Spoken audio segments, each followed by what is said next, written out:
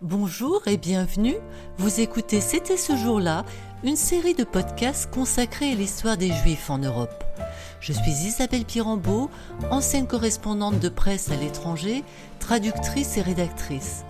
Dans ce podcast, je vous emmène à la rencontre de ceux qui se consacrent à la mémoire de l'Holocauste. Aujourd'hui, j'ai rendez-vous dans l'atelier de l'artiste de mémoire Francine Mérand à Strasbourg. Francine Mérand est à la fois psychiatre, céramiste, peintre et experte auprès du Conseil de l'Europe. Le regard franc et déterminé, elle m'explique comment elle a commencé en 2008 à se consacrer corps et âme à peindre la mémoire de la Shoah. De son travail acharné sont nés 300 portraits, parmi lesquels on peut trouver celui d'Anne Frank, de la petite Jacqueline Morgenstern, mais aussi des portraits de survivants ou de justes, tels qu'Irena Zendler, une Polonaise qui a sauvé des milliers d'enfants du ghetto de Varsovie. Actuellement, elle travaille sur un projet artistique franco-allemand intitulé Les Valises Mémoire, un projet visant à sensibiliser les élèves des deux côtés du Rhin à la problématique du génocide. Mais laissons Francine Mérand nous partager sa passion pour la mémoire. Je suis artiste de la mémoire, c'est-à-dire que mon travail artistique est exclusivement sur la mémoire des génocides, la mémoire de la Shoah et la mémoire des autres génocides. C'était le début du travail depuis un certain nombre d'années, plus de 10 ans, 15 ans. Et progressivement, ça a été comment la mémoire doit réveiller les consciences aujourd'hui par rapport au monde d'aujourd'hui. Alors, pouvez-vous nous expliquer pourquoi vous avez commencé ce travail de mémoire ? Et j'ai pas choisi de démarrer ce travail de mémoire. J'ai choisi de démarrer le travail au départ sur la question de l'angoisse, sur la question de la douleur et de la perte d'humanité collective dans certaines situations. J'ai commencé à peindre des chômeurs parce qu'ils perdent leur identité en n'étant plus inscrits dans la société par leur métier, par une identité, par un rôle, on va dire. Et puis, la deuxième toile que j'ai faite, ça a été immédiatement des déportés. Et à partir de là, j'ai été avalée par la mémoire de la déportation, alors que je pensais passer à d'autres sujets. Et finalement, j'ai réécouté des témoignages, j'ai revu des images, et progressivement, j'ai été, au sens vrai, avalée, à mon insu, dans la question de la mémoire et dans la question de la transmission progressivement. Au départ, ce n'était pas la transmission, au départ, c'était exclusivement la nécessité de peindre, sans comprendre pourquoi. Et au fur et à mesure, je me suis rendu compte que ça avait un sens de transmission, et donc j'ai monté des expositions avec ces toiles pour transmettre. Et là, maintenant, c'est devenu au fil du temps un objectif de transmission. D'accord. Pourquoi la déportation a fait écho en vous ? Je suis incapable de dire. Je suis juive, ça c'est sûr. C'est pas la seule raison. C'est évident que c'est pas la seule raison. C'est aussi la position du témoin qui m'a dès le départ interpellée. On est constamment témoin par les médias, par la télévision, par les informations qui nous inondent. On est constamment témoin de tout ce qui se passe dans le monde. Et ma question au départ par rapport à la Shoah, c'était: qu'est-ce qu'on fait quand on est témoin ? Est-ce qu'on bouge ? Est-ce qu'on ne bouge pas ? Est-ce qu'on est coupable de ne pas avoir bougé ? C'est la question qu'on se pose aujourd'hui quand on est devant nos téléviseurs. Et à l'époque, c'était la question qui nourrissait mon travail. C'était on est témoin. Les dépressifs sont particulièrement sensibles dans mon métier. Les dépressifs sont particulièrement meurtris par tout ce qu'ils entendent. Ils s'effondrent au niveau de la dépression quand ils sont fragilisés déjà au départ. Et donc, c'était cette question... est-ce que le témoin est coupable de ne rien faire ? C'était vraiment c'était la question que je me posais en faisant les déportés. On a vu, je me disais, quand on est dans le jardin, imaginons que la maison en face de chez moi, il y a un camp, qu'est-ce que je fais si je risque ma vie à dire quelque chose ? Est-ce que je bouge ? Est-ce que je bouge pas ? C'était toute cette question. Donc, j'ai pas de réponse. Je ne dis pas qu'on est coupable ou pas, c'est une vraie question. D'accord. Et au fur et à mesure que vous avez peint, que vous êtes occupé de cette question, vous m'avez dit que vous n'avez pas de réponse. Est-ce que vous avez étayé certaines hypothèses ? Alors, on va dire que non, ma question, elle s'est déplacée ou elle s'est décalée au fur et à mesure. Lors de la toute première, les premières toiles que j'ai faites, c'est vraiment que des toiles de déportés à la libération des camps. Donc, amaigries, où on voyait les traces de la déportation, on va dire, les traces de l'inhumain sur l'homme, mais sur des groupes humains. Et la première exposition s'appelait Témoin passif, témoin coupable, point d'interrogation. Donc, c'était ma question. Et à partir de cette exposition, j'ai vu que les gens parlaient, allaient voir l'exposition, ils transmettaient leur mémoire, eux. Ça a incité à la parole. Donc je me suis dit qu'on allait continuer à exposer. J'ai cherché plein d'autres lieux pour exposer, pas pour vendre, mais pour exposer et pour faire cet échange. Et au fur et à mesure, je me suis dit qu'en fait, j'avais envie d'abord de transmettre des mémoires dont on ne parle pas. Donc, c'est pas que j'ai eu une réponse, c'est que ma question a bougé. Et je me suis dit, il y a plein de mémoires dont on ne parle pas. J'ai parlé juste de la Shoah. Et en fait, j'ai aussi envie de parler de la mémoire des Tziganes. J'ai aussi envie de parler de la mémoire des handicapés dont on ne parle pas. Et ce qui fait que je suis allée vers cette mémoire-là. Et cette mémoire-là, c'était forcément des mémoires individuelles. Donc, ça devenait une transmission d'histoire, plus tellement un questionnement, on va dire. Et c'était aussi toujours cette question de quelles sont les traces qu'on transmet, qu'on a, visibles, qu'est-ce qui reste une fois qu'on revit, parce qu'on ne vit pas, on revit, une fois qu'on fait cette nouvelle vie après un retour d'un camp.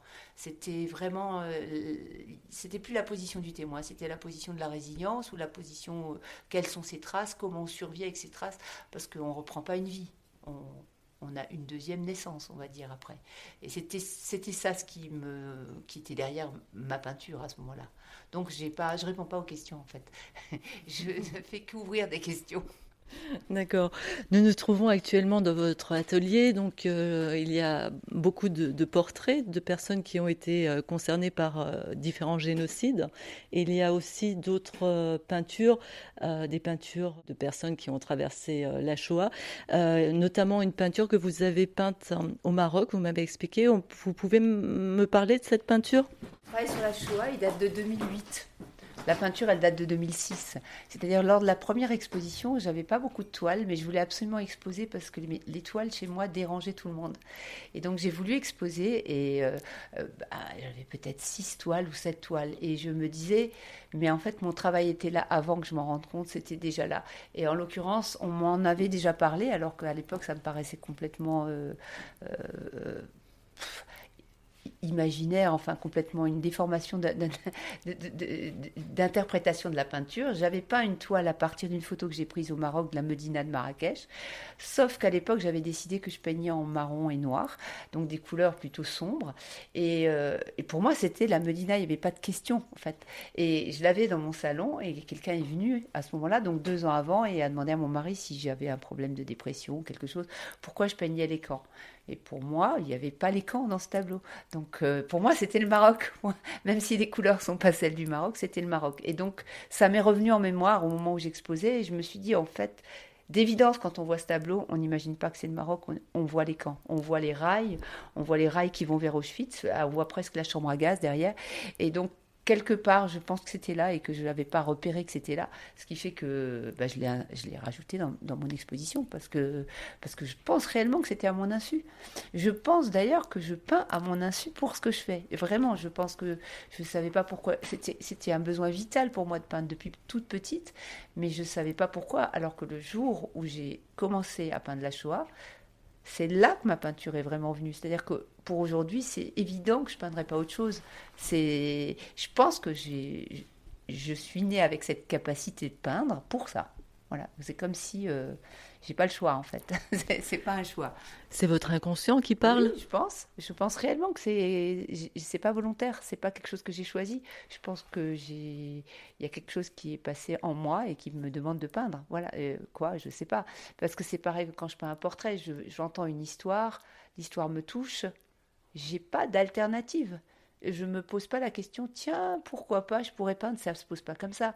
C'est comme si c'était un ordre presque. Enfin, je veux dire, c'est une évidence. Ce tableau, il doit être peint. Je ne décide pas de le peindre. Donc, je vois le visage, il se passe quelque chose, et ben je peins, et puis c'est tout. Mais je peins parce qu'il y a l'histoire, et c'est comme si à ce moment-là, elle me désignait l'histoire. Donc, je me dois de le peindre. Et voilà. Par exemple, par rapport à vos portraits, vous pouvez m'expliquer à partir de quoi vous travaillez? Enfin, comment ce travail surgit? Quel est le déclic pour faire ces portraits? L'objectif du portrait, il est triple. Le premier, c'est de peindre sur un fond qui est en béton. Donc c'est une toile qui est recouverte de béton. L'idée du béton, c'est toujours pareil, c'est que ça renvoie à la culpabilité du survivant. Le survivant, il s'en veut d'avoir survécu alors que tous les autres sont morts et il se sent dépositaire de la mémoire de tous les autres qui ne peuvent pas témoigner.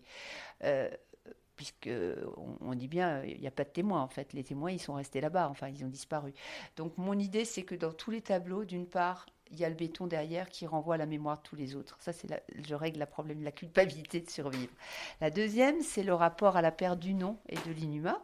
Donc, c'est des visages extrêmement expressifs, toujours. C'est très, très important qu'on les sente présents. Il y a des gens qui m'ont dit aux expositions, on sent les âmes. Mais ils ont vraiment ressenti la présence des âmes.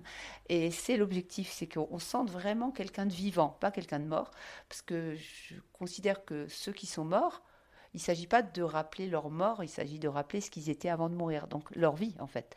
Et c'est important pour moi, on ne se désigne pas par la mort, on se désigne par la vie qu'on a eue avant, donc ce qu'il fait nous, quoi. Pas notre drame, pas notre souffrance, voilà. Et donc c'est important pour moi de faire un visage très humain, souriant, parce que souvent les survivants, ils n'ont pas un message noir, ils ont un message de solidarité, un message pour que ça ne se reproduise plus, un message d'union, un message... Enfin, ils dépassent, ils ont une force de résilience extraordinaire, et c'est ça ce que j'ai voulu transmettre.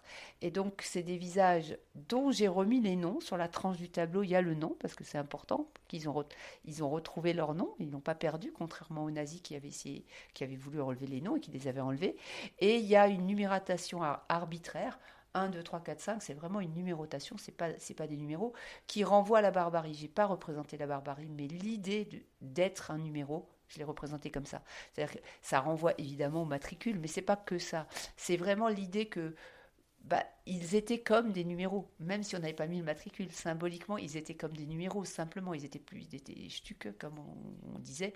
C'est-à-dire qu'ils n'étaient plus des êtres humains. Donc, en fait, je mets les numéros qui sont différents pour chacun, parce que chacun a aussi vécu cet inhumain d'une autre façon, avec ce qu'il est, quoi. Donc, voilà, tous les tableaux doivent transmettre la vie plus forte que la mort. Donc, les numéros sont moins présents que le sourire et la force de vie, quoi. D'accord. Et pour faire ces portraits, vous travaillez comment? Vous vous basez sur quoi? Sur des photos? Comment vous procédez? Je travaille sur des photos. Soit il y a des ouvrages qui ont été écrits, je retrouve les photos, soit la personne elle-même écrit ses mémoires ou quelqu'un de la famille, soit je trouve une vidéo pour ceux qui ont survécu et je pars d'une photo. Donc la question c'est, est-ce que je peins la personne quand elle est vivante au moment de sa déportation ou est-ce que je la peins aujourd'hui? Alors, tout dépend. Quand c'est quelqu'un de connu, parfois je le peins aujourd'hui pour que les gens le reconnaissent dans les expositions. Mais quand je veux m'adresser à des écoles, je trouve que c'est important d'avoir des enfants ou des gens jeunes pour que ça touche l'affect, enfin que ça touche émotionnellement les jeunes. Donc je suis toujours en balance entre le choix que je fais du mode de représentation. Mais si c'est quelqu'un de connu, je trouve que c'est important qu'on aille dans un lieu et qu'on dise tiens, il y a je sais pas qui, il y a Anne Frank ou il y a Serge Klarsfeld ou enfin bon, qu'on le reconnaisse parce que quand on reconnaît quelqu'un, c'est comme si ça nous parlait un peu plus et du coup on s'intéresse aux autres aussi. Alors que si on connaît personne, on va regarder globalement puis on va pas s'attacher à chaque regard. D'accord. Justement, on est en face d'Anne Frank. Vous avez sélectionné une série de portraits. Pouvez-vous m'expliquer quelles sont les personnes qui sont derrière ces portraits? Alors, j'ai mis Anne Frank à côté d'une petite jeune fille qui s'appelait Jacqueline Morgenstern. Je les ai mis volontairement côte à côte. Alors Anne Frank, tout le monde la connaît, c'est important dans une classe que les élèves aient le sentiment au moins d'avoir... Il y a toujours un visage qu'ils connaissent, celui d'Anne Frank. Donc ça, c'est pour ça que j'ai représenté Anne Frank. J'en ai fait deux, un qui peut rester en exposition quand j'expose et un que j'amène dans les classes. Deux différents, pas du tout les mêmes. À côté, Jacqueline Morgenstern, je l'expose à côté d'Anne Frank, parce que la famille de Jacqueline Morgenstern est très touchée de voir côte à côte leur petite cousine et Anne Frank. Bon, je ne l'ai pas fait pour ça à l'époque, mais il y a une dame qui vivait à Palerme et qui était enseignante et qui faisait faire aux enfants des papillons avec chaque fois le nom des enfants assassinés, gazés dans les camps. Et un jour, elle m'a contactée par Internet et elle m'a dit vous qui peignez des portraits, est-ce que vous pourriez pas faire un enfant Bullenhüser-Damm?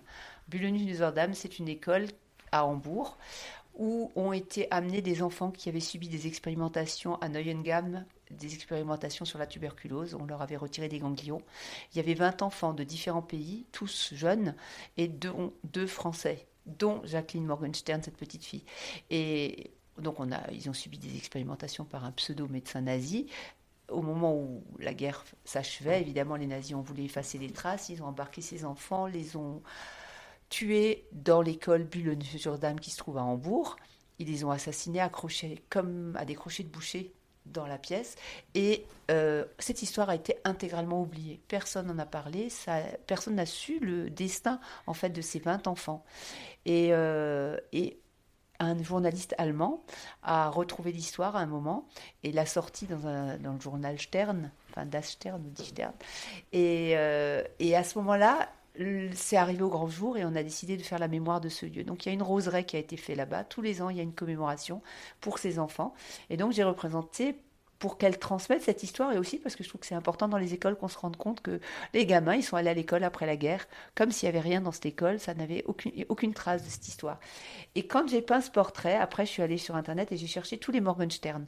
Et j'ai écrit à tous les Morgenstern de Facebook et j'ai retrouvé deux oncles ou cousins, enfin des vieux monsieur, un dans la région parisienne, un dans le sud, et qui m'ont dit ah mais c'est génial, vous avez exposé à côté d'Anne Frank. En fait, je la rends célèbre comme Anne Frank, ce qui pour eux était vraiment impressionnant parce que personne n'entend parler. Et ce qui les a le plus surpris, c'est qu'ils m'ont dit mais vous lui avez fait des yeux bleus. On a tous les yeux bleus, elle avait les yeux bleus. J'ai dit mais je ne savais pas parce que moi la photo n'est pas en couleur, c'est une photo en noir et blanc et je l'ai fait comme ça m'inspirait. Et donc ça les a particulièrement touchés parce qu'elle a vraiment les yeux bleus. Et dans une école où j'interviens, ils vont faire quelque chose pour la mémoire de Jacqueline Morgenstern à cause du portrait, parce qu'ils ont dit on dirait une poupée. Et donc ils ont eu envie de faire l'histoire de Jacqueline Morgenstern parce qu'elle a un visage de poupée dans mon portrait, quoi. Donc finalement, la mémoire se transmet. D'accord. Et l'école, justement, où elle a été victime de ces expérimentations, vous avez montré votre travail? Est-ce qu'ils sont au courant? Non, jamais, j'aurais dû, mais j'ai pas fait. Mais c'est vrai, c'est une très bonne idée, mais j'ai pas fait.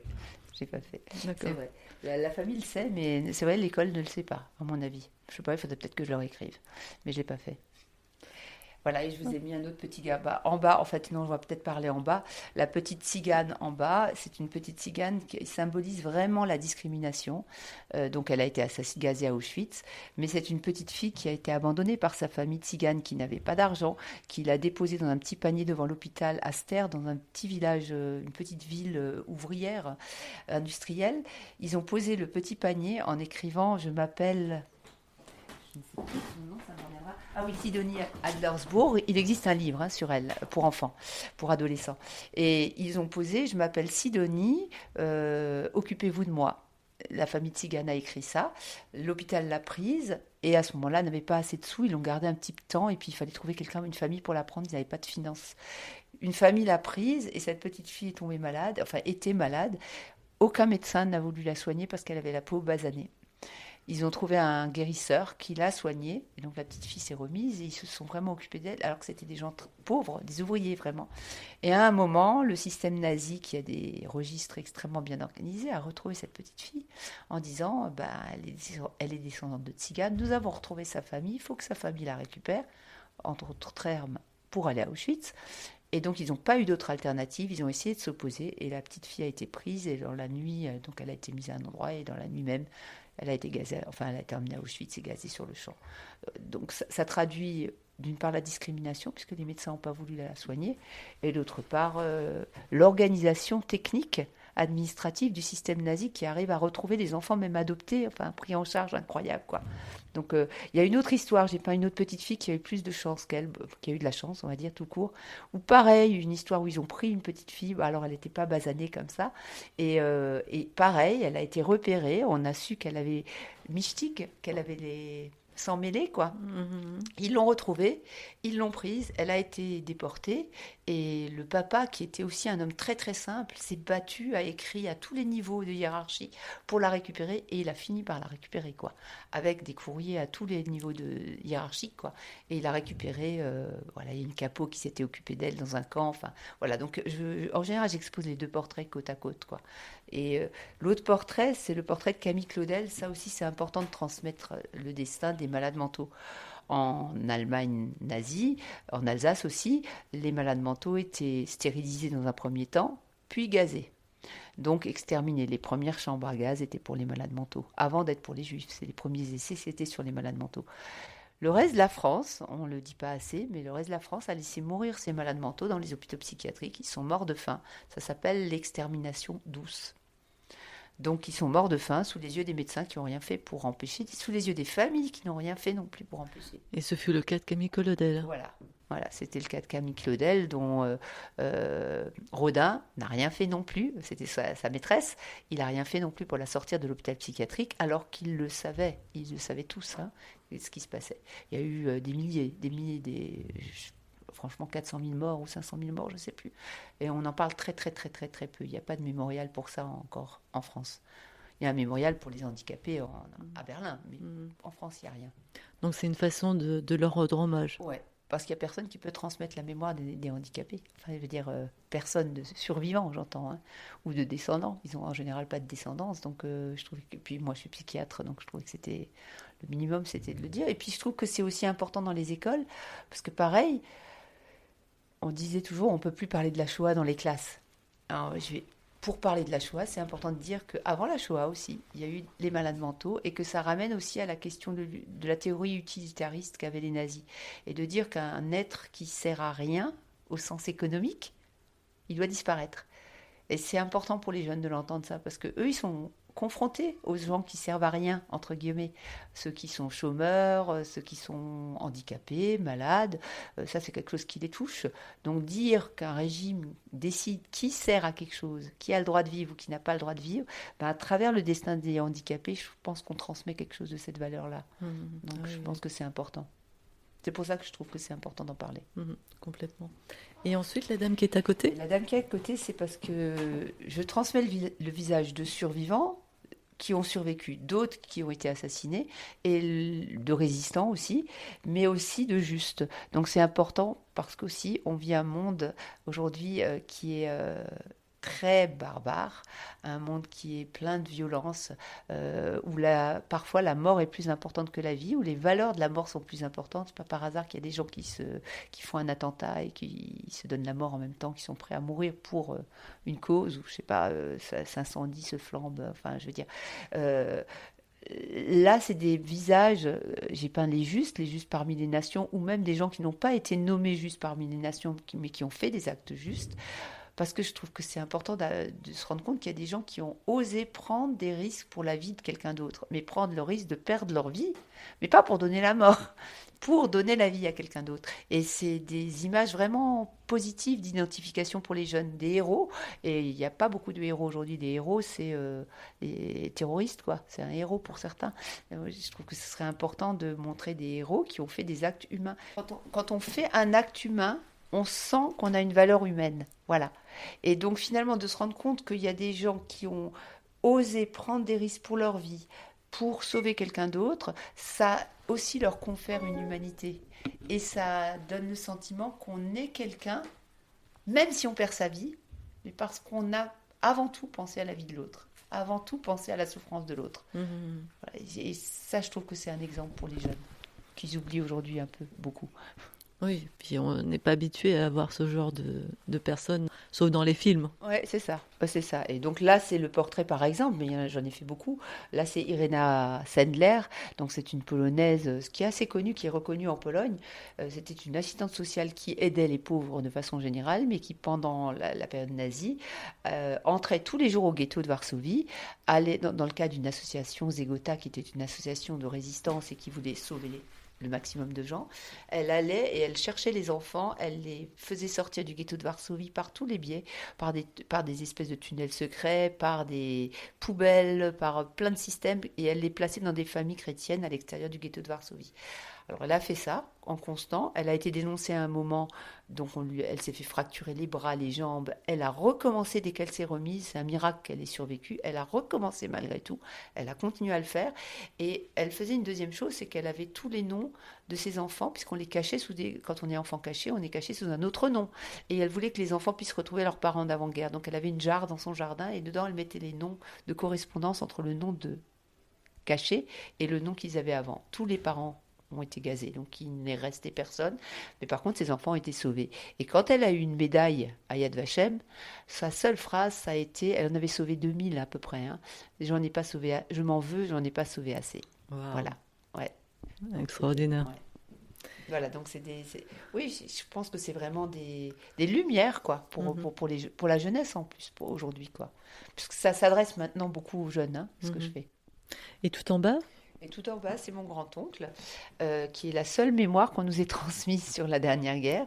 C'est-à-dire, mon grand-oncle était réfugié avec toute la famille et tout le village au départ alsacien, le village de Niederödern, qui a été entièrement évacué et ils sont tous allés à Blon, qui est à côté, pas très loin de Lyon, pas très loin de Limoges, à côté d'Oradour, sur Glane.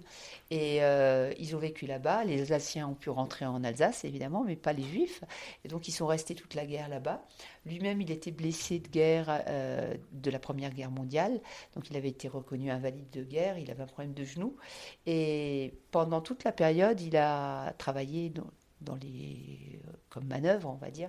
Et ce qui était impressionnant, c'est un petit carnet que j'ai retrouvé le concernant, où on voyait tout ce qu'il a tenté de faire pendant la guerre. En l'occurrence, il écrivait un courrier pour essayer de sauver une famille qu'il ne connaissait absolument pas, polonaise, je crois, 4 membres de la famille. Il s'était engagé à les nourrir et à s'occuper d'eux pour les sortir du camp de Gurs. Ce qu'il n'a pas réussi à faire. Il a écrit plusieurs courriers et il n'a pas réussi à les sortir. Mais en tout cas, il a, pour moi, pris des risques énormes, puisqu'il s'est désigné en fait comme juif en faisant ça.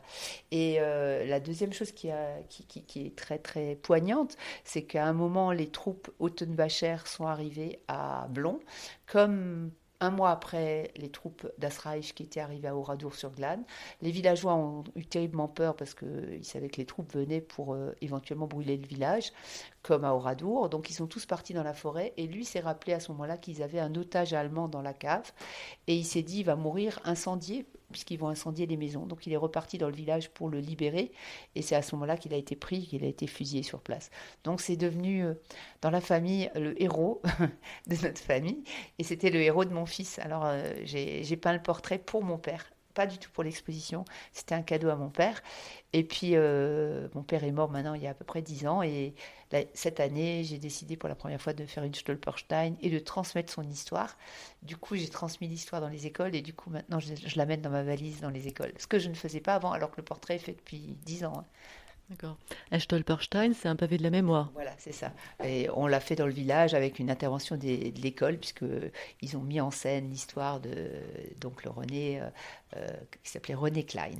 Et donc tous les ans, le maire a dit qu'il il frotterait la pierre pour donner la mémoire tous les ans avec les élèves de l'école, quoi. Le maire étant lui-même enseignant. D'accord. Et vous en avez peint combien de portraits? 300. 300, ouais. Mais pas que de la Shoah, 300 portraits de la Shoah et du génocide arménien et du génocide des Tutsis au Rwanda. J'ai aussi peint 2 portraits pour le Cambodge, j'ai aussi peint 2 portraits pour Srebrenica, parce que c'était important de montrer que c'est pas une histoire du passé et qu'il y a eu les vrais génocides reconnus au niveau international, c'est la Shoah, le génocide des Arméniens et des Tutsis au Rwanda. Maintenant, au Cambodge, on est quand même dans quelque chose de génocidaire, pareil à Srebrenica, donc j'ai voulu en fait élargir. Et aussi, en général, quand je peins, souvent je rajoute des portraits au moment où je fais une exposition ou une intervention dans un colloque. Il y a un témoin qui vient parler et je fais le tableau, le témoin ne le sait pas, et je ramène le tableau et je lui offre la reproduction du portrait que j'ai fait. Donc, pour Srebrenica, c'est parce que quelqu'un était présent. Pareil pour le Cambodge, j'ai pas le portrait de quelqu'un qui est venu témoigner, qui vit en Belgique. Et donc, j'ai fait son portrait à cette occasion-là. Et du coup, ça permet de transmettre sa mémoire à lui après. D'accord. Et vous faites des enquêtes sur chaque biographie des personnes que vous Oui. peignez? Oui, en fait, j'écris la biographie à chaque fois en faisant des recherches. Parce que l'objectif, c'est que si je transmets à une école, bah, l'objectif, ou même dans une expo, les gens peuvent me contacter et je leur transmets l'histoire. C'est important. Alors maintenant, j'ai fait un QR code pour chaque portrait. Ils sont prêts. Donc dans une exposition, je mettrai le QR code systématiquement. Donc maintenant, il y aura le texte. Parce que c'est un petit peu problématique dans une exposition de mettre un texte à côté d'un portrait. Parce que du coup, on lit l'histoire et on ne regarde pas vraiment le côté émotionnel du portrait. Ça gâche un peu l'émotion. Donc je trouve qu'on sent mieux les présences quand il n'y a pas un texte à côté. Mais comme il y aura le QR code, la question sera réglée. Mhm.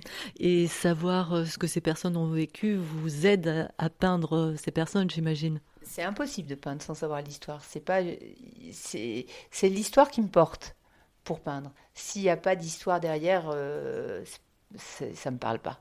Ça me parle pas. C'est vraiment parce que je ressens au fond de moi l'histoire que j'ai envie de peindre. Et alors le portrait, il se joue quelque chose. Si je peins, par exemple, j'ai peint beaucoup d'Arméniens parce que j'ai monté une exposition sur le génocide arménien. J'ai peint une trentaine de toiles arméniennes, mais il n'y a pas de transmission directe, donc ça devient très historique comme ça.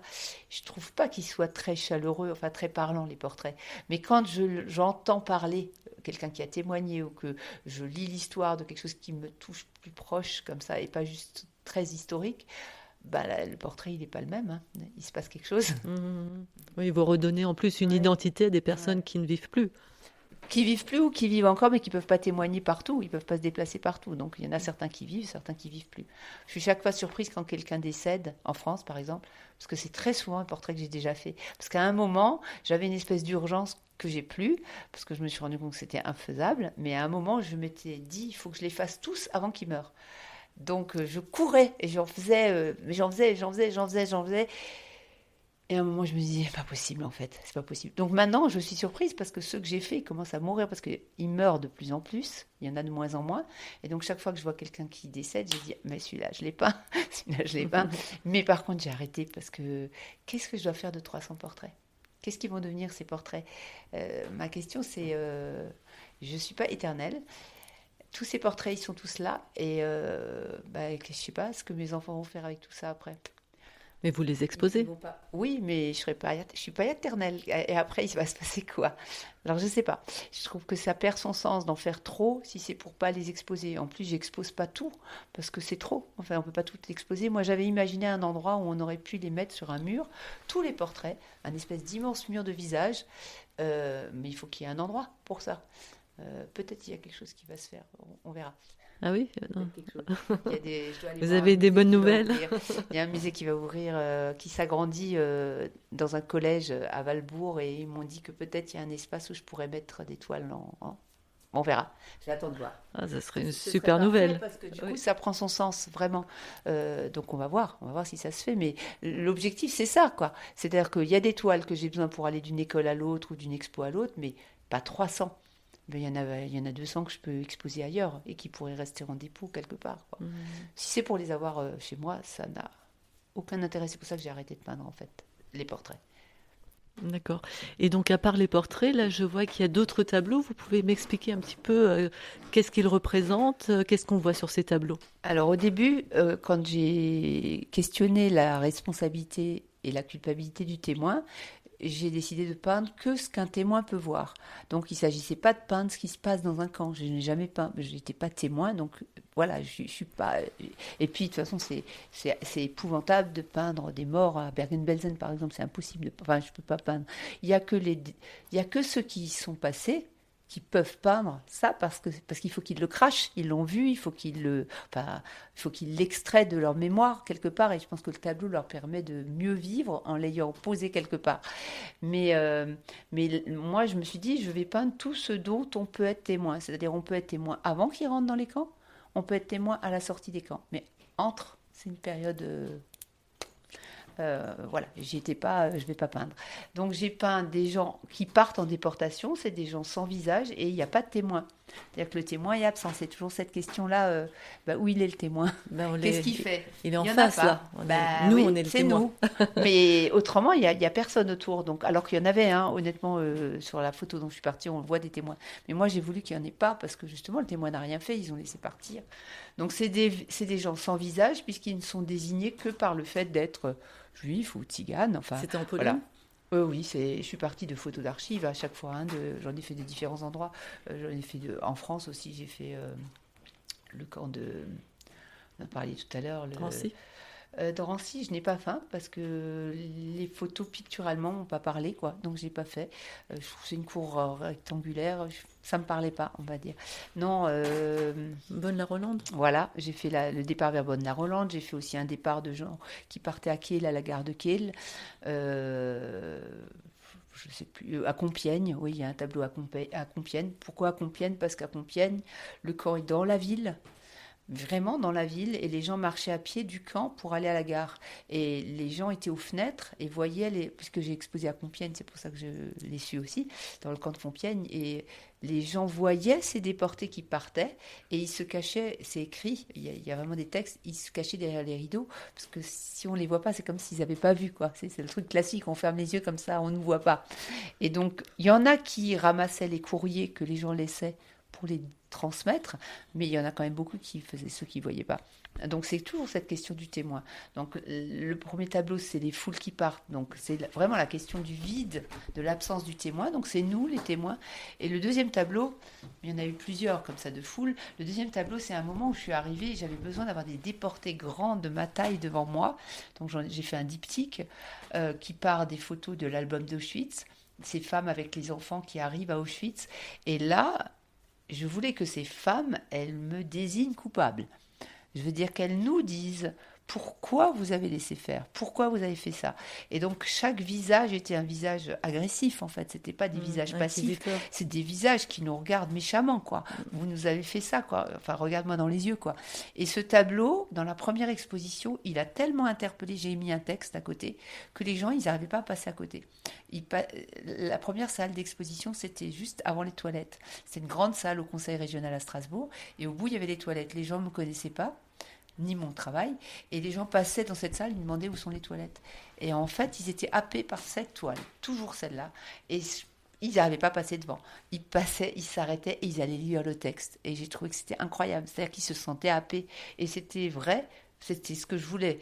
Et on est tellement happé que quand je l'avais dans mon atelier, alors à l'époque c'était pas cette pièce, c'était celle d'à côté, j'ai plus pu peindre. J'avais ces regards et à un moment je me suis rendu compte que c'est eux qui m'empêchaient de peindre. C'est-à-dire que c'était tellement lourd, tellement accusateur que j'étais complètement nouée dans la pièce et je les ai retournés. Parce que c'était pas possible de peindre avec eux dans la pièce, vraiment. Et après, j'ai pu peindre. Donc, pour dire que c'était très, très, très puissant. Et je voulais qu'ils nous accusent. Je trouvais inacceptable qu'on n'ait rien fait. Enfin, pas assez. Enfin, il y a des gens qui ont fait. Hein. Donc, voilà. Donc, ce tableau, il était là pour ça. Et l'autre tableau, c'était un tableau plus neutre. Hein. C'était un tableau simplement pour signifier que c'est une gare. Un train, en fait, c'est pas du tout un train de la Shoah, c'est au port du Rhin.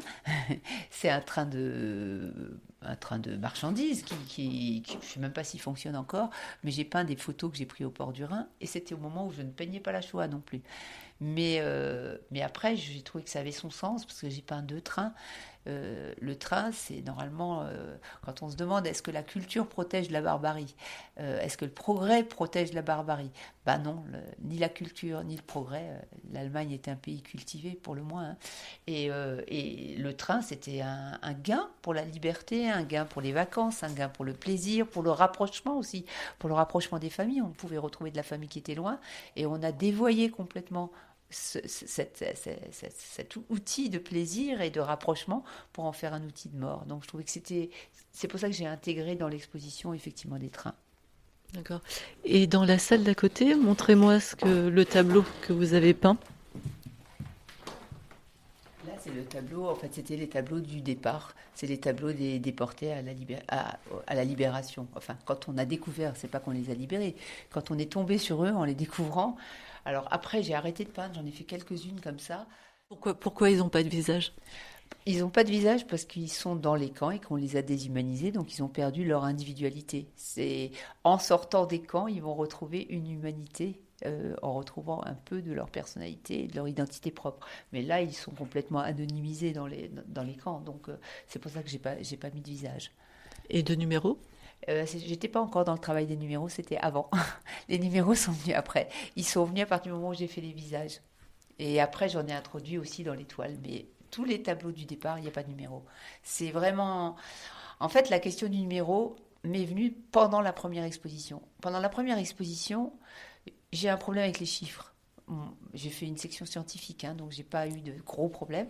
Mais j'ai un vrai problème avec les chiffres, c'est-à-dire que le chiffre de l'argent n'a aucune valeur pour moi. Le chiffre est complètement déconnecté de ce qu'il vaut. Donc c'est un problème quotidien, on va dire. C'est vraiment, Ah oui, par exemple, c'est un super problème, ça. non, c'est impossible. C'est-à-dire que je ne peux jamais dire à quelqu'un, on me demande combien ça a coûté, je suis incapable de vous dire, parce que de toute façon, c'est déconnecté de la valeur. Donc le chiffre ne veut rien dire, donc je vais dire un chiffre ou un autre, c'est la même chose. Ça n'a aucun lien. Et j'ai jamais compris ce problème que j'ai, et qui est un vrai problème, qui m'a pénalisé, on va dire, dans mes études quand même. J'avais beaucoup d'efforts à faire pour dépasser cette problématique. Et je me suis dit, après réflexion, que si j'avais un problème avec les chiffres, c'est pour ça que je les ai mis, les chiffres, mon grand-père était comptable. Et la comptabilité, ça me renvoie vraiment à la Shoah. Mon grand-père n'était pas du tout là-dedans, c'est pas le problème. Mon grand-père était quelqu'un d'assez froid, très obsessionnel, donc tout était mesuré, etc. Et donc vraiment le rapport aux chiffres, c'était important pour lui. Et pour moi, c'est vraiment quand on a un rapport aux chiffres, on a un rapport à l'inhumain, à quelque chose qui est pas, c'est pas vivant. Enfin, je veux dire, c'est quelque chose qui nous rend comme des objets. Et je me suis dit, c'est pas par hasard que j'aime pas les chiffres. Je connais pas les dates. Hein, j'ai vraiment un problème de chiffres de façon générale. Et je pense vraiment que le chiffre déconnecte de ce qu'on est derrière. C'est pour ça que ça déconnecte de la valeur. C'est juste un chiffre. C'est C'est pour ça que j'ai beaucoup de mal à dire combien il y a eu de gens gazés ou de gens. Je retiens absolument pas le chiffre. Ça n'a aucune représentation pour moi. Et c'est la réalité, puisque finalement un chiffre ne représente pas du tout ce que sont les hommes. C'est un homme entier, plus un homme entier avec toute son histoire. Un chiffre, ça nous tue. Être qu'un chiffre, ça nous tue. Donc c'est vrai que je me suis dit, tiens, mais ça a du sens. Le fait de mettre les chiffres, c'est là que je me suis dit, ben oui, tu vas les mettre, les chiffres. Tu es pas bonne, c'est un problème, les chiffres. C'est pas par hasard, quoi. Et effectivement, je pense que ça n'a rien réglé avec les chiffres. J'ai toujours autant de problèmes, mais je me suis dit que j'ai mieux compris ma problématique avec les chiffres. Parce que je pense vraiment que, oui, quand on est chiffré, enfin, quand on fait quelque chose de chiffré, ça veut dire qu'il n'y a plus rien d'humain dedans. Enfin, ça devient quelque chose, un objet, en fait. Les Cambodgiens, je suis allée à S21, on est allé visiter. On leur avait mis un numéro autour du cou, je ne savais pas.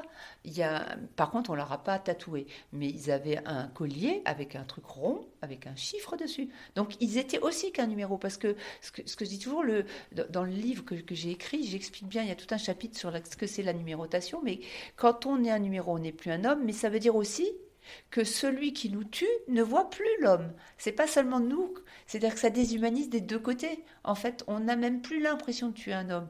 On tue, on tue un numéro, quoi, un chiffre, un objet, je sais pas quoi, un bout de bois, un stuc, mais on tue plus un être humain. Ça facilite le crime, quoi. Mhm. Oui, d'où l'importance de leur redonner une identité. Exactement, ouais, exactement. C'est essentiel.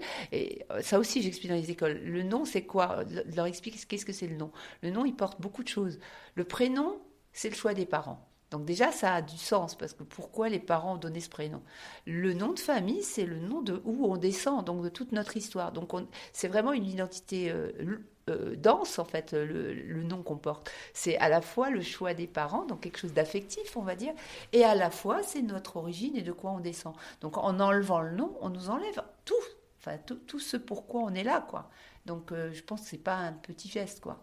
Et le numéro, il traduisait dans les camps juste le moment où on est venu, à quelle date on est venu, c'est tout. Et ça s'arrête là. Ça ne voulait rien dire d'autre. On savait que quand on avait un grand numéro, c'était qu'on était venu il n'y a pas longtemps. Et quand on avait un tout petit numéro, c'est qu'on était venu il y a très longtemps, puisque les chiffres ont monté. Mais c'est tout ce qu'on pouvait dire. Ou on pouvait dire, ah oui, toi, tu as un numéro 3 au-dessus de moi, tu ne devais pas être loin quand tu es rentré dans le camp. Mais c'est tout ce que ça voulait dire. Ça ne signifiait rien de soi. Donc oui, c'est extrêmement important. Bon, en plus, les déportés, ils devaient dire leur numéro en allemand, ce qui est encore déshumanisé encore plus, puisque c'était même pas leur langue. Mais c'est vrai que le rapport aux chiffres, c'est quelque chose de... On s'en rend pas compte, hein, mais on n'est pas validé par une bonne note. Enfin, on est validé parce qu'il y a dans la copie, pas par la note seulement. Quoi. La note ne veut rien dire.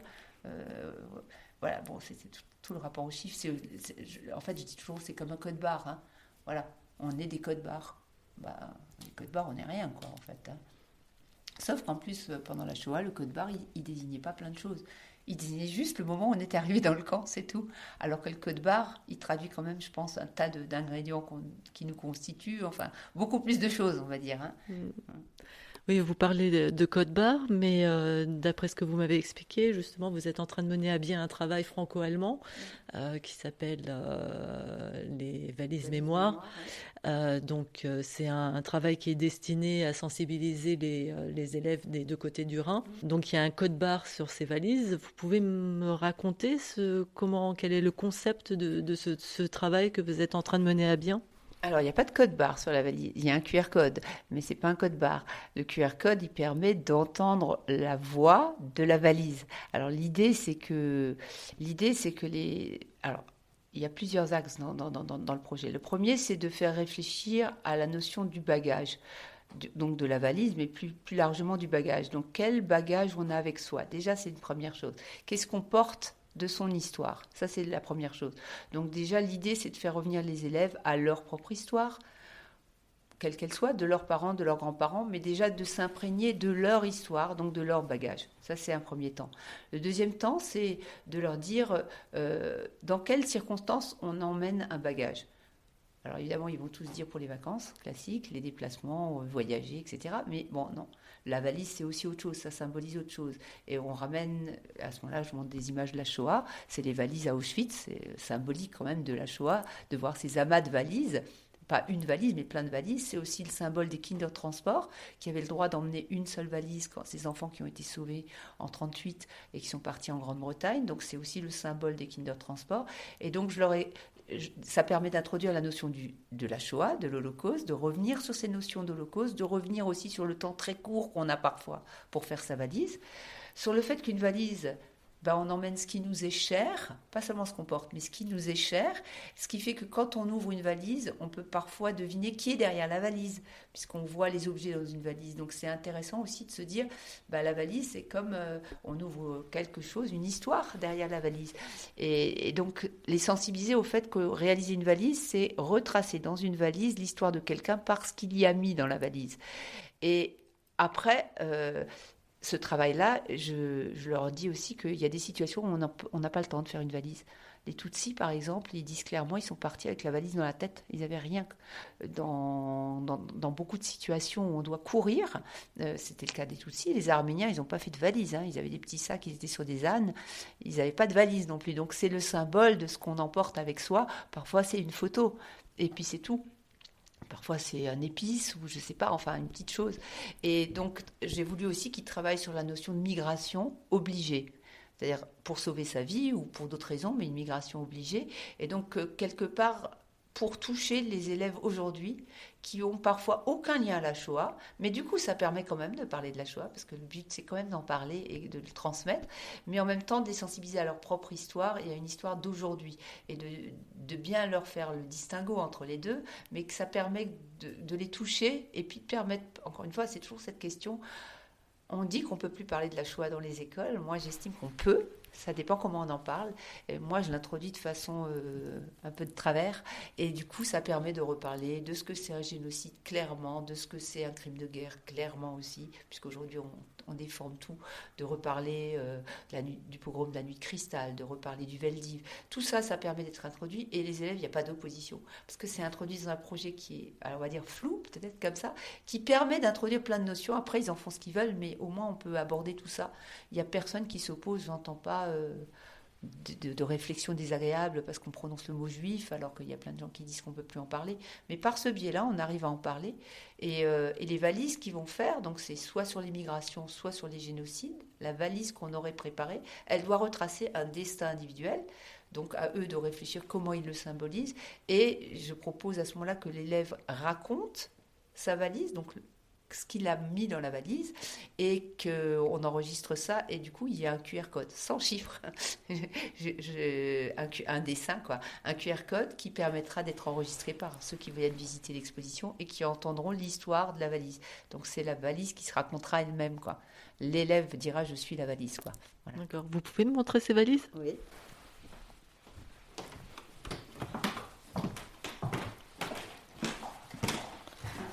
Ah oui. Il y en a combien là? Si vous voulez voir les valises, il y a pas plus que ça.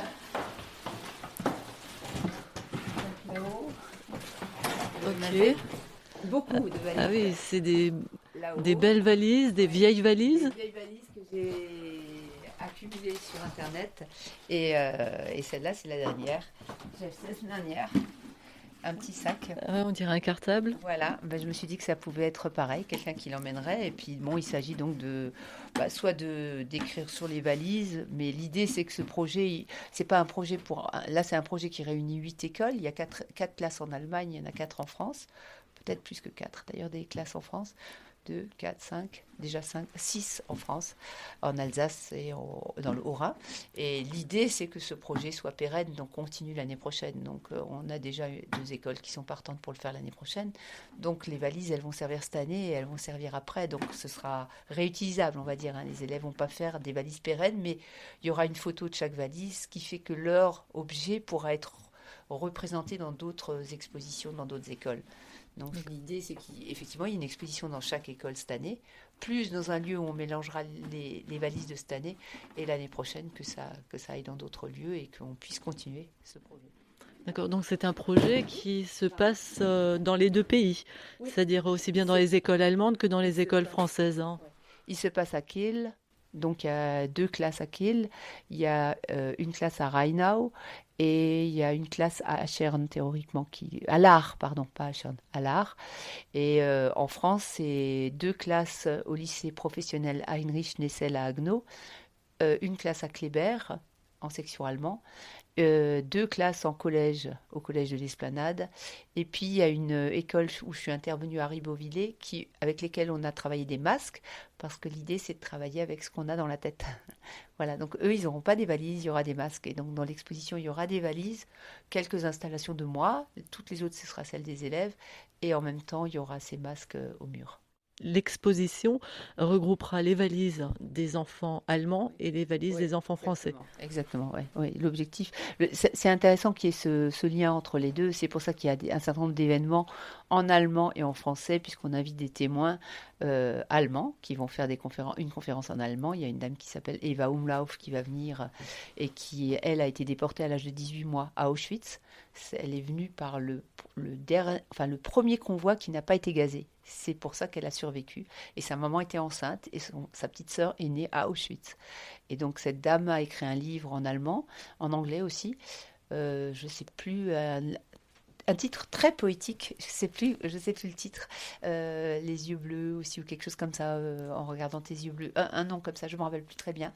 Et donc elle va venir raconter son histoire, elle est psychiatre et sa sœur est aussi médecin. Et donc elles ont survécu toutes les deux. Donc elles vont faire une conférence en allemand. Friedrich Peter va faire une conférence en français sur l'histoire des Juifs de Kiel. Il y a une témoin que j'ai contactée qui, elle vit à cheval entre la Suède ou la Norvège, je me rappelle plus, et la France, mais en fait, sa famille est partie à Shanghai pendant la guerre et elle a découvert dans une malle les courriers entre sa maman, qui a réchappé, et toute sa famille qui a été gazée en République tchèque et à Vienne en Autriche. Et donc, elle a écrit un livre en anglais, mais qui est sorti ce mois-ci, là, que je viens d'acheter, sur cette correspondance. Et donc, elle va venir témoigner en français, elle, de cette histoire aussi dans le cadre du projet. Donc, l'idée, c'est effectivement de faire des choses à la fois en allemand et à la fois en français. Alors, il y aura des élèves français qui auront des interventions en allemand. Je ne sais pas si les élèves allemands vont comprendre. On va voir, ils seront invités dans les 2 sens. Le but, c'est... Et les enseignants sont assez contents qu'il y ait des échanges qui puissent se faire par ce biais-là. Et Strasbourg est quand même idéal pour le faire. Hein. Oui, c'est super. Et donc, vous avez déjà préparé une valise d'une artiste juive. Est-ce que vous pouvez me la montrer ?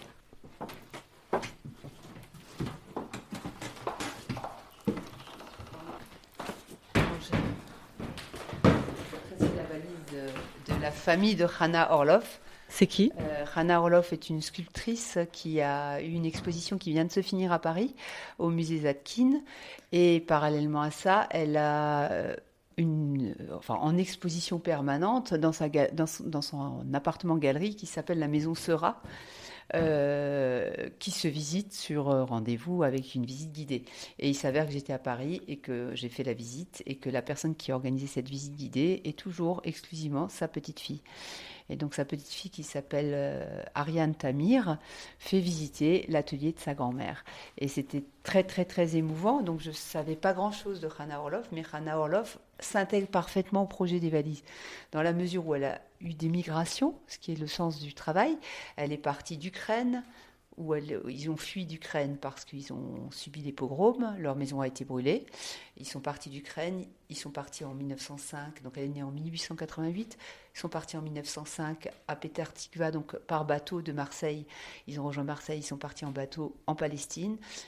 Son père est resté là-bas avec sa famille et elle, qui avait appris le métier de couturière, mais elle avait 15 ans, son frère l'a poussée à ce qu'elle réussisse dans la vie et l'a envoyée sur Paris pour qu'elle rentre dans une maison de haute couture. Donc elle y est rentrée et là on s'est rendu compte de ses talents de dessin. Et donc ils l'ont poussée à s'inscrire à une école des beaux-arts, elle ne savait rien. Elle est allée tous les jours au Louvre, on lui a dit fais au moins ça, dessine tous les jours. Elle est allée tous les jours dessiner au Louvre et elle a été reçue 2e au concours des beaux-arts à l'époque. Et à partir de là, elle s'est liée avec plusieurs artistes dans un atelier où il y avait beaucoup d'artistes de l'école de Paris. Donc je trouvais que ce parcours était intéressant déjà. Puis elle a subi la Shoah. Grâce à des justes, elle a évité le Veldiv et d'être dénoncée à Lyon. Donc elle est partie de Paris avec son fils.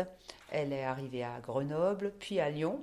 À Lyon, elle a failli être dénoncée, donc des justes de nouveau l'ont sauvée. Elle est partie à Genève, et de Genève après-guerre, donc elle a créé à Genève parce qu'elle a prouvé qu'elle créait, enfin elle a donné des preuves.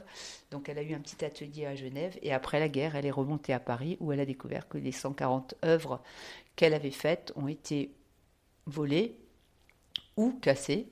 Et elle s'est remise à la tâche et elle a retravaillé. Enfin, la résilience qu'elle a eue et la force de vie qu'elle a eue, parce qu'elle a eu une force de vie, son fils était handicapé, avait une poliomyélite. Donc déjà, elle l'a élevé seule, parce que son mari, quand son fils a eu 1 an, son mari est mort de la grippe espagnole pendant la Première Guerre mondiale.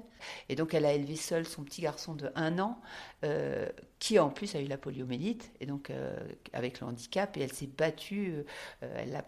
Sa petite fille l'a présentée vraiment comme une femme de volonté libre, qui s'est vraiment battue jusqu'au bout. Elle a une histoire tragique, donc j'ai mis des paroles là. Au début, c'était très dur. J'ai eu des menaces de mort, c'est-à-dire que les artistes n'acceptaient pas qu'une sculptrice soit une femme. C'était un métier d'homme. Et donc, même des artistes l'ont menacée de mort. Voilà. Incroyable. Donc, expliquez-moi, ce que vous avez en fait fait un photomontage avec plusieurs photos d'elle. Vous pouvez m'expliquer comment vous avez fait cette valise? Après avoir entendu sa petite fille raconter, j'ai décidé de retracer en images toute l'histoire que la petite fille a racontée. Bon, j'ai acheté 2 livres d'elle en même temps, j'ai écouté toutes les vidéos et c'était vraiment imprégné de toute cette histoire que je me suis dit, il faut que je raconte toutes les étapes de sa vie, depuis le pogrom en Ukraine jusqu'à sa venue en France, puis la partie de sa vie où elle vivait à cheval entre la France et Israël, tout en étant française, elle est restée française. Et l'idée, c'était de transmettre la force de cette femme et son histoire, donc le poème que son mari a écrit, enfin il y a beaucoup de choses, le portrait de son fils, la sculpture qu'elle a fait pour son fils, et aussi une sculpture qu'on vient de récupérer juste maintenant, donc qui a été récupérée des États-Unis. Donc je voulais terminer l'histoire avec la photo de sa petite fille qui est dedans. Donc on retrouve la photo d'Ariane Tamir, la photo de son frère, et ce qui était important pour moi aussi, c'était le changement de ces sculptures avant la guerre et après-guerre. Avant-guerre, elle faisait des sculptures lisses, et après-guerre, elle a fait des sculptures qui s'appellent l'une la guerre, l'autre le déporté, qui s'appelle l'attente, je crois qu'il s'appelle, le retour, pardon. Le retour, elle a fait une sauterelle qui symbolise les chars allemands, et donc, et ça c'est la photo de son atelier. Et donc, ce qui était aussi important, c'est de dire que sa vie a continué après sa mort, puisqu'en fait, quand il y a eu la guerre en Ukraine, il y a une sculpture à Paris de son fils. Il s'appelait, je ne sais plus son nom, mais on l'appelait Didi. Et en fait, Didi Marin, c'était une sculpture qui est à Paris, je ne sais pas dans quel quartier, et ils lui ont mis un drapeau ukrainien au moment, pour dire que l'histoire a continué. Et l'histoire, elle a aussi continué malheureusement, puisque la famille de son frère, qui est restée en Israël, ont été les fondateurs du kibbutz Be'eri, ce kibbutz qui a été incendié avec un nombre de morts pas possible, dont 3 membres de la famille ont été assassinés et 7 ont été pris en otage. Je les ai en photo ici, avec le sigle Bring Them Home Now, qui est le thème pour faire revenir les otages. Sur ces 7, 6 ont été récupérés et le papa est resté. Et ce qui est aussi important, c'est de montrer que, en fait, il n'y avait pas que la prise d'otages. Ils ont aussi volé une sculpture de Hannah Orlov à ce moment-là, qui a disparu et qui a été embarquée. Bon, c'est pas très grave ça, mais... Ouais, quelle vie tragique, hein. Ouais, la vie tragique a continué. Elle s'est pas arrêtée. C'est-à-dire que finalement, on lui a brûlé la maison au départ Et c'est comme ça qu'ils ont quitté. Et puis là, on a brûlé les maisons de ses descendants, quoi. Donc, ça m'a particulièrement pris. Ouais, ça m'a pris au trip, quoi. J'ai fait la valise. C'est une valise que maintenant je montre dans toutes les écoles. Ouais, c'est une valise qui m'est chère. Voilà. Ouais, j'imagine. Et Ariane Tamir va venir, et c'est ça ce qui est le plus touchant, c'est qu'elle a été touchée par le projet, et elle va venir à Strasbourg au finissage de l'exposition pour qu'on présente ensemble le travail de sa grand-mère. Donc c'est encore plus fort, c'est encore plus puissant. Ouais. D'accord, et c'est quand ? Ce sera le 7 juin, le vendredi 7 juin à 18h30 qu'il y aura le finissage. Donc il y aura des élèves qui présenteront leurs valises. Il y a une dame qui va venir jouer, une pianiste qui va venir jouer du piano. On va voir ce qu'il y aura d'autre. Et puis il y aura Ariane Tamir qui va venir, que je vais interviewer. On va discuter ensemble pour présenter son travail, sa grand-mère et son histoire, quoi. L'idée vraiment, c'est que ce soir-là, il puisse y avoir un échange entre les élèves aussi, que les élèves puissent chacun raconter un peu leur valise, qu'il y ait 2-3 élèves ou 4 par école qui puissent un petit peu parler de leur valise, parce que c'est intéressant, il y a des destins très différents. Il y en a d'ailleurs qui racontent l'histoire de leur propre grand-père, donc il y en a 2 hier dans l'école qui ont décidé de parler de leur propre grand-père. Donc je pense qu'il y a des destins intéressants. Ouais, il y a encore du boulot. Hein. Il y a du boulot, ouais, il y a du boulot. Ouais. Ouais. Merci beaucoup Francine pour cette interview, c'était vraiment passionnant. Ce podcast a entièrement été réalisé par Isabelle Birambeau. Je remercie chaleureusement Francine Mérand pour le temps et la confiance qu'elle m'a accordée, puisque j'ai pu regarder une grande partie de ses œuvres dans son atelier.